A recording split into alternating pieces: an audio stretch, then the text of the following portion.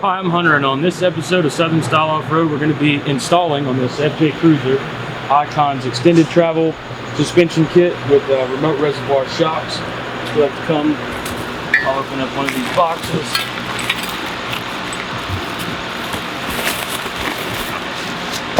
These are front coilovers here. As you can see, they have the remote reservoirs to compensate for the extended travel. We'll also be installing rear lower control arms and in the front upper control arms, and these help with the extended travel as well. And then after the suspension kit is installed, we'll be coming up here, and as you can probably tell, the customer did start to do the body mount chop. We actually do that here. We chop it a little bit further back and we weld in a plate, and that's what we'll be doing today on the FJ. So what I'm doing first is I'm releasing the sway bar. I took it off the axle here with the two 14s, and on top here I'm going to take that down because we have extended sway bar links that we're going to put on so that the bushings here aren't in too much tension, because it will wear out these bushings. This will help relieve tension so we can lower the axle down enough to get the springs out and put the new shocks in and change out these lower control arms. So these are the factory sway bar links, and they have a 6mm Allen hole here that you can hold while you wrench on the 17mm nut, because this will spin sometimes. This one actually was pretty tight in there, so it didn't spin, but a lot of times you will have to hold that while you loosen the nut. Yeah, so take apart the shocks. There's a 17mm bolt on the bottom. Just go through the shaft here, and then on top, either 17 or 19. Pretty sure it's a 17.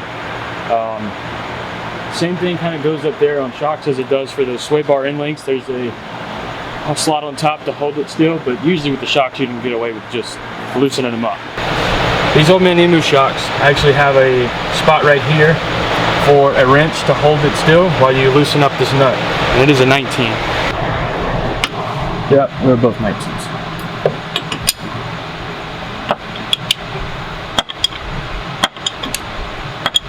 So this is one of those parts where it's kind of difficult because there's not a whole lot of space for tools. It seems on this FJ though, it's got a little bit more space than the 4Runners usually do, but that's because the body's a little bit different. Down here at least. On the top obviously it's a lot different. But they give you a lot more space on the FJs to wrench on these shock nuts. Alright, so far since the last time we left off, I've got the shocks out, put them under the table over there on the floor. I put the hardware back on top because the new shocks will come with the hardware.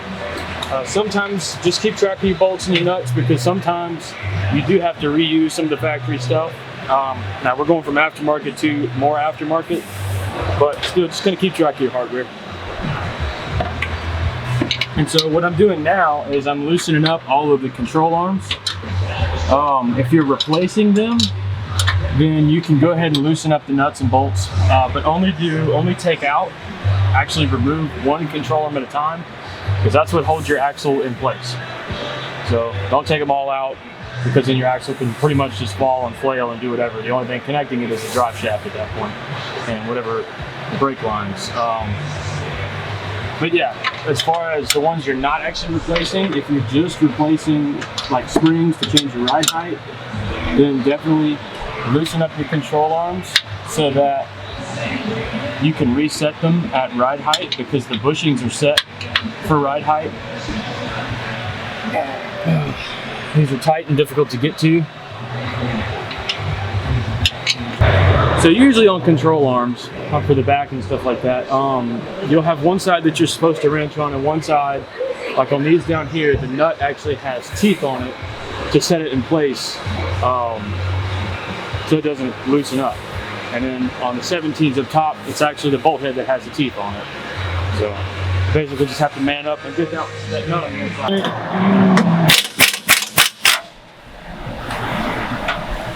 Alright, so I've got all the control arms loose. The lower control arms, I have the bolts pretty much all the way undone.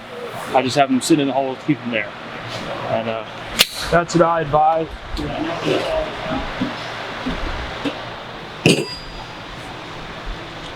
Kicked your light. Okay, so now that you have those done like that, there's the ABS brake wires. There's a bracket up there that when you lower the axle enough to get the springs out, it will start pulling on that. So undo the bracket for the ABS wires and for the brake lines as well.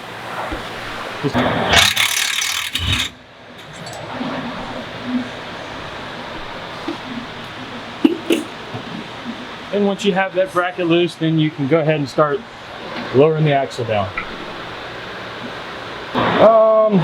Basically, I'm just going to bring it down until I have enough slack to pull the springs out.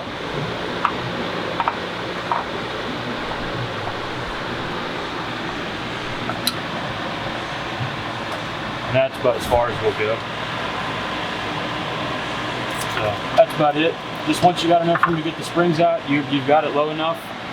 Once you swap your springs out or anything that you want to do as far as that, then you can start, you put your new springs in and start changing your control arms one at a time. I don't need my stool anymore. Just a little more. Just check to make sure you don't pull anything. You can see I've got the play in my wires here and my brake lines here. This is another wire you got to watch out for, but this has a little bit more slack in it than the other two.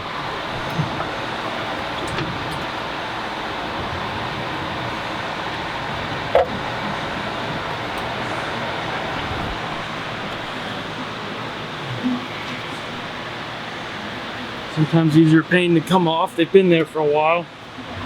These are your isolators. You do want to put these on your new springs unless you've got new ones to put on there. I'll put our isolator back in there.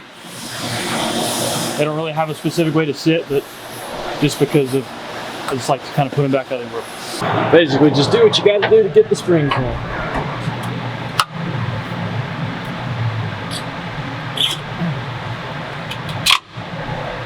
There we go.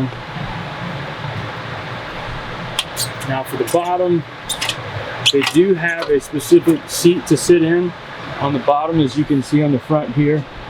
Make sure you get that bottom of the coil on that lip.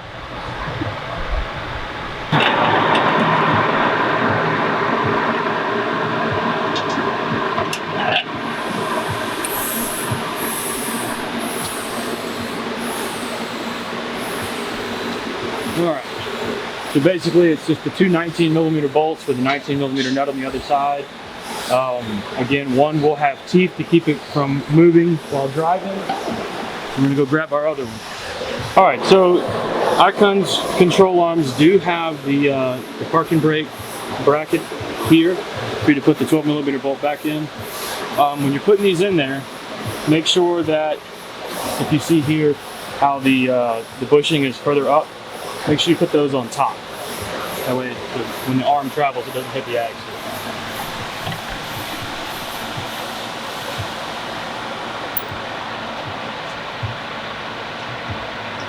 Should have took my nut off first. All right.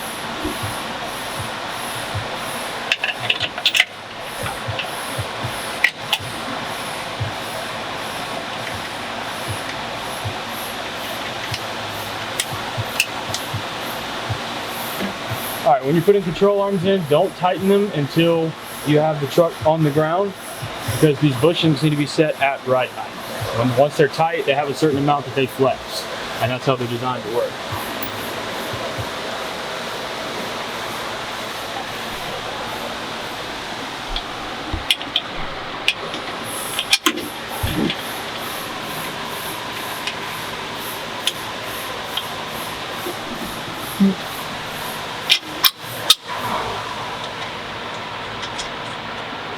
So where we're at right now is we've got the rear springs in, and we've swapped out the rear lower control arms with the Icons. So basically just make sure you got all your hardware in place. I put the bolt back in the track bar, and sometimes it takes, you got to move the axle a little bit to be able to get that back in there. So what I usually do is I'll take a ratchet strap, I'll hook it up in here and on the axle here, and just kind of pull it together until I can get that bolt in. It is pretty difficult, but it will go in. You have to raise the axle a little bit while you're doing that. And at this point, what I'm going to do is get the rear shocks ready to put in. Go ahead and mount those in. And then last on the rear, we'll put the sway bar back on the axle. Then we'll put the extended sway bar links back in the sway bar, and then we'll be able to mount those up once we got everything on the ground. Apparently this particular kit usually comes with the boots instead.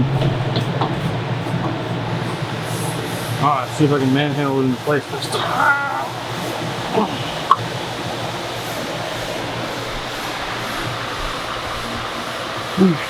Bolt back in. You can tighten everything up this way. The shocks don't matter. You can go ahead and tighten them up with the vehicle off the ground. They need to be tightened. Once you get your bottom bolt in, the top is through. Make sure you get that stud through the top where the shock mounts. And then you can put your bushing, your washer, and then your top nut on. All right, so we're actually going to have to compress the shocks a little bit so that the bushings are compressed enough to get the top washer and the nut on. Sometimes the bushings are thick enough that you got to do that. All right, so now at this point we got the shocks, both shocks installed. And to recap how we do that, we're going to do the same thing with both sides. So got our 17mm on the bottom, impact that in, torque it down, and on top we got a 19mm nut. When you're tightening the top, make sure to read your instructions based on the kit you have. Some actually want you to bottom out the nut, tighten it all the way. Some, like this one here, you tighten it until the bushings expand just enough to be just about equal with the washers, or really in this case just until they start to compress, because they don't really expand much. And on this kit we installed the shock boots instead of the shin guards, and that's to keep the dirt out. Just secured it on there. So now at this point everything is done in the rear except for the extended sway bar link. So at this point I'm just going to mount the sway bar back on the axle using the 14mm bolts, and then once we lower it down we can get everything set with the extended sway bar links. All right, so these are extended links. As you can see, they're a lot longer than the factory links. This gives you a lot more room for the flex with the suspension. That way you're not putting the bushings in such a bind, because these are really short. So now we're gonna put our extended sway bar links in. So there's some bushings in here. Make sure you put those in there with the bolt. We're just gonna set this through the hole here and here, and we're gonna put our nut on. And this is a lock nut, so we're gonna have to actually use a wrench to tighten it. But once we get the truck at ride height, set everything down, then we can actually set the sway bar link so that the sway bar is level. And we'll get to that in a little bit later. Once we set the truck down, these will actually sit up higher in here so we can take care of the rest from there. All right, so on our front suspension, what we're gonna do, we have to basically release the top of the spindle here so that we can take the control arm up and then pull the pullover out. So there's a few things we need to undo up here. First of all, what I like to do, just to give you some room, there's a 12mm bolt holding the bracket for the brake line and the ABS wire on the back side of the spindle. There's a couple of 10mm bolts. There's the one up here on the control arm that you will have to remove the control arm anyway. And there's a 10mm on the bracket that mounts the whole thing to the spindle. And there's another 10mm behind the brake rotor shield. And you also have to unplug the ABS wire back here. And basically what that allows you to do is just take all that, push it all to the side, and it gets it all out of the way. So I'm gonna go ahead and take those out.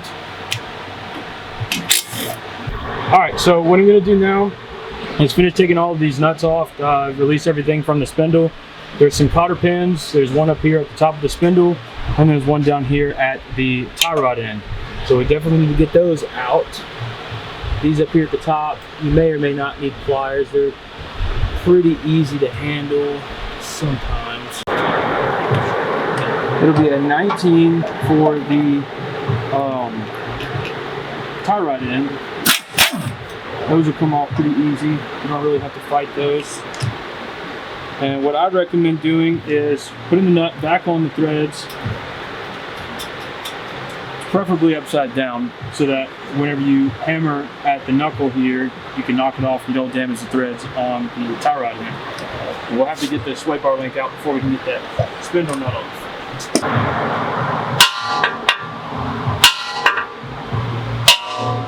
Alright, and that's that. Then you can take your nut off. Again, you do that to protect the threads, because then you won't be able to get it back on. There, your knuckle is pretty much free. All right, so now I got to break the upper control arm bolt loose. There's a nut on the back side, the bolt's on the front. Break that loose and push that up out of the way, kind of tighten it back down, it'll stay. But really, we're just trying to get it loose because this is what the bushings do when they're tight. They're set at a certain position.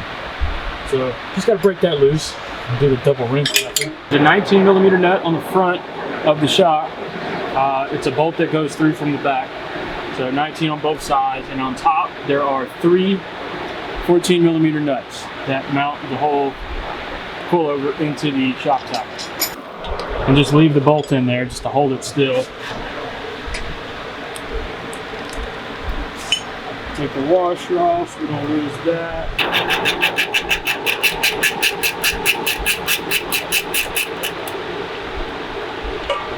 Alright, bolt out of the bottom of the coilover. I always like to put the washer and the nut back on it, keep track.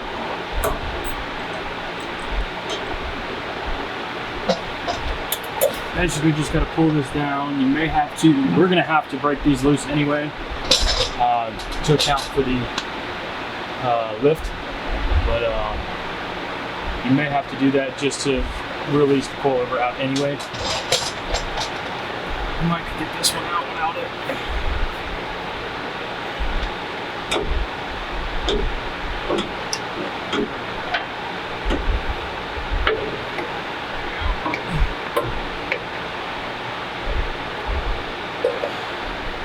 There's that coilover out. So we're just going to prep to put the new ones in. Oh. The bolt for the upper control arm goes all the way through front to back. It's not 2 separate mounting locations. It's all the way across. So sometimes it could be a little bit of trouble trying to get that bolt out, but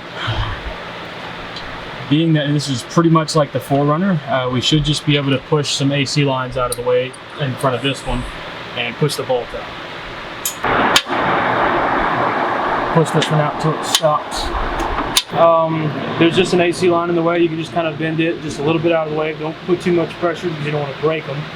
But as long as you only apply a little bit of pressure, just enough to get it out of the way, you won't damage anything. FJ Cruisers, the front of the body here, where the radiator mount and everything is, actually is just enough clearance to get this bolt out. As you can see, it's the whole width of the control arm. It's pretty long. So we'll set that down here because we're gonna have to put it back in the same way. Take this upper control arm out. Kind of shimmy it out. And there you go. These are factory Toyota upper control arms. These are made from a company called Black Hawk out of Australia. And what's really nice about these is that they use an OEM spec bushing here, which is good for, like, I think they say 60,000 miles at least. Yeah. Plus, they've engineered an additional 3 degrees of caster into the upper control arm to get your alignment just right. This ball joint, which is a true ball joint, not a uniball, because it's got a cover cap, and it's basically, this entire thing is maintenance free, but you still get all the performance that you would be getting from some of these other companies, which makes it real nice because most of these guys are driving their trucks every day and they're not looking for supreme racing capability, and so that leaves a lot of maintenance that you don't have to do with other open style uniball fittings and urethane bushings. Our boss Kevin did explain the benefit of using the Blackhawks over, like Icon or even what are they called? Total Chaos. Total Chaos. Because the polyurethane bushings, you have to maintain them very frequently. Pretty much every oil change is best to grease them and maintain them. Whereas these are just like OEM. So we're actually going to be reusing the OEM bolt and the nut, but the kit came with 4 new washers. So you got to put the one on here, and then there's going to be one on either side of the control arm bushings. So now is the fun part where we wrestle this back into place and put the bolt back in. All right, so we're going to put our coilovers in now. Now, on this particular Icon kit, instead of having studs and reusing the factory nuts, actually the top hat is threaded. So we're going to use the bolts and the lock washers that it came with and mount it up the same way. I got my bolts started up top.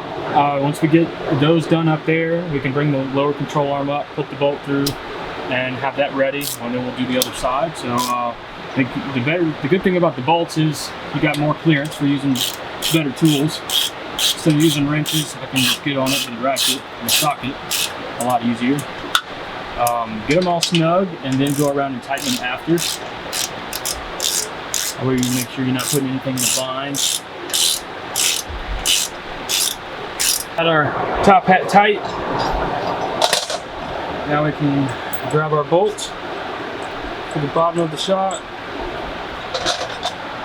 You should be able to just lift lower control arm into place. All right. On this particular kit, they had the spacers set already. The thicker washer was in the front. Thicker spacer was in the front. Sorry. So we're gonna put everything in the way they shipped it. Make sure that whenever you do put this in, that you get the reservoir hose inside of the control arm.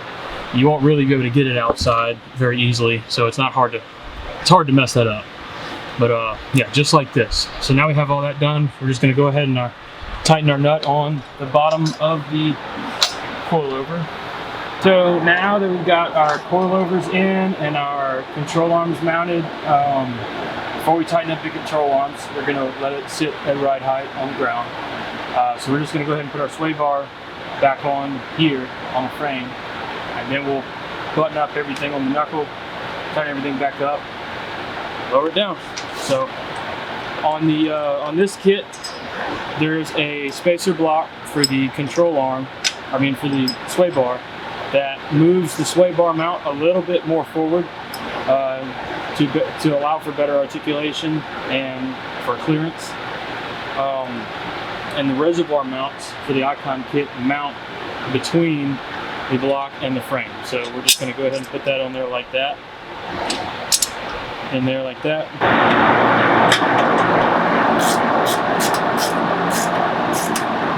All right, so then to finish off, you put your sway bar back on with those relocation brackets, which are also the front coilover reservoir brackets.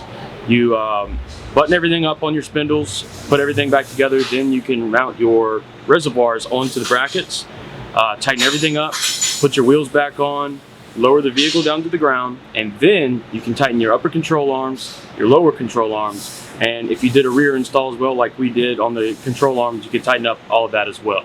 Anytime you raise or lower the ride height of the vehicle with springs, anything like that, loosen up your control arms and then retighten them once you get it on the ground. That way you can set the new ride height with the bushings, because they have, a certain amount of flex, so you got to set them at ride height. And thanks for joining another episode of Southern Style Off-Road Installs. Got any questions, comments, and concerns? Drop them in the comments below.